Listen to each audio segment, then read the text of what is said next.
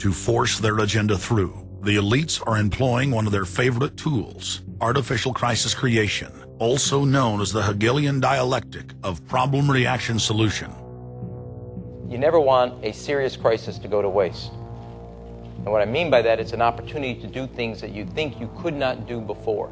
The Earth's ruling elite are first and foremost monopoly men. The founder of the Rockefeller clan summed it up simply when he said, "Competition is a sin." Rockefeller himself said that competition was a sin. And people quipped at that, thinking it was one of his little jokes. He made many jokes about saving pennies and stuff like this. But in reality, he was telling you a truth, that competition to a man like him, who worked for a much larger organization, competition truly was a sin. And the cartels that have been formed ever since have become much bigger, more powerful cartels which can literally command governments, sometimes to go to war on their behalf, have occurred. The economic crash of 2008 and 2009 was an engineered crisis designed to cripple sovereign nations globally to make way for a world currency and a new bank of the world. China's holding, what, 1.5 trillion worth. All over the world, they're holding U.S. currencies. They want to get out of them in a way where they're not going to lose on their investments. There's going to be a world currency. There's going to be a new reserve currency. They're going to push it through the IMF. That's going to be the banksters that are going to be in charge of it. It's going to happen, and it's going to happen sooner rather than later. There was also a question to Geithner. Do you think that the U.S. dollar ought to be replaced? And he blew it. He had a moment of candor where he said, yeah, we're considering that. So on that day, the dollar went down 1% within a couple of minutes. Chinese government proposal about a global currency and about the IMF regulations, the new IMF idea about the general agreements to borrow and having a faster ability to disperse to the emerging markets. As I understand this proposal, it's a proposal designed to increase the use of the IMF's special drawing rights.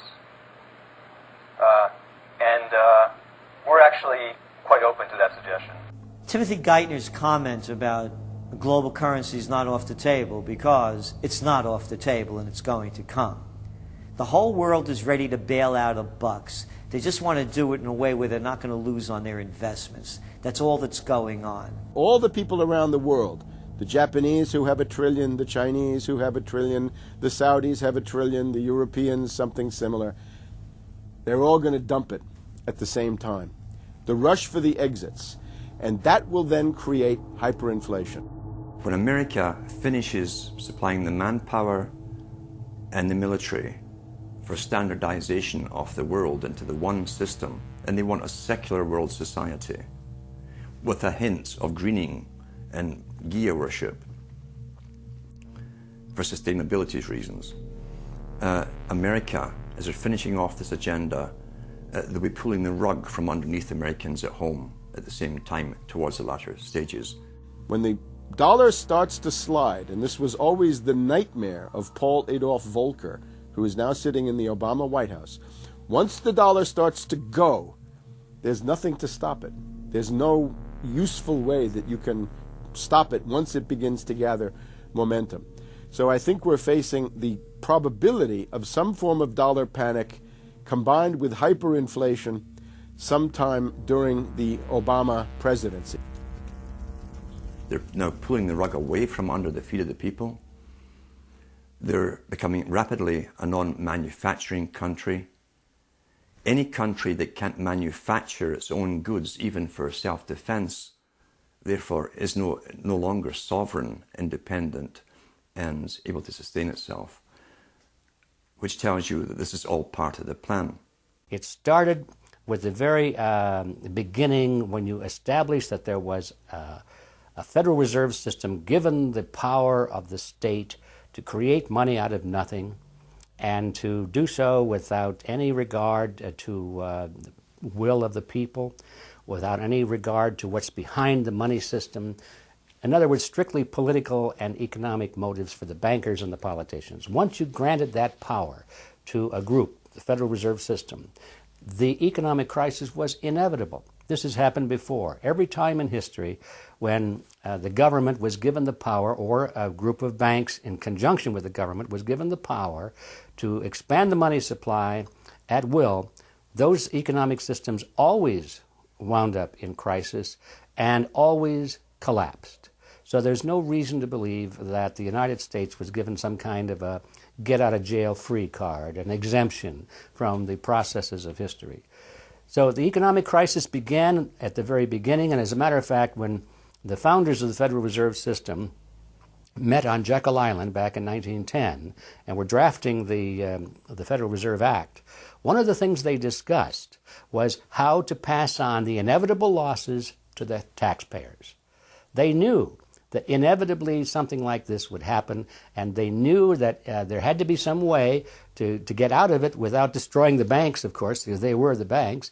And they said, aha, we'll go into partnership with the government, we'll take our cartel agreement and pass it into law, call it the Federal Reserve Act, and we'll make the taxpayer come online and be responsible to bail us out if and when the failure finally comes. Who's going to soak up the derivatives? Who's going to soak up the debt? Who's going to be penalized? And right now, it looks like Wall Street's getting bailed out, and the little guy in the middle of Main Street America are all going to pay the penalty. Can the economy be turning around here? Are happy days here again? And can we actually have growth without jobs? Is this an oxymoron, jobless recovery? We're going into the greatest depression. There will be no job growth. Unemployment will continue to escalate. Along with it, so too will crime, poverty, kidnappings, boss nappings. And the more things spin out of control, the harder the hammer is going to come down by the federal government to keep everyone in control. Power is much, much more important to them than money is. Money is only a way to the means. Power is the end result. The elite's main goal is to destroy national sovereignty and individual independence. To consolidate their grip on power, the banksters create artificial debt bubbles that are mathematically impossible to pay back. These are those sinister, toxic assets, the complex financial instruments that they talk about but never really name. They're paper based on paper. They're credit default swaps, collateralized debt obligations, mortgage-backed securities, asset-backed securities, structured investment vehicles, auction rate securities, and so on down the line. It's an immense mass of cancerous, fictitious, speculative paper, bloated in value, impossible to bail out. Triage the derivatives on their books. There's no way to bail out a $1.5 quadrillion black hole of derivatives, but nevertheless they tried. The Wall Street cronies are crooks.